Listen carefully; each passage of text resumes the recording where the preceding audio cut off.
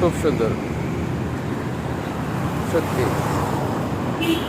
খুবই ভালো লাগছে। এই কারণেই যে আমি একটা গাছের নিচে দাঁড়িয়ে আছি, আর এই গাছটা এমন একটা জায়গায়, এটা হলো গুলশান 2-তে। দেখুন,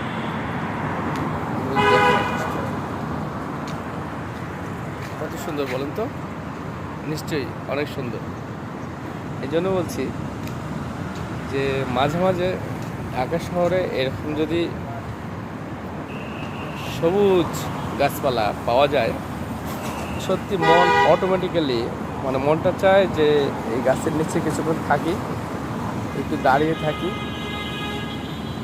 প্রকৃতির যে একটা অপরূপ সৌন্দর্য, সেটা কিছুটা হলেও সেটার ছোঁয়া নেই।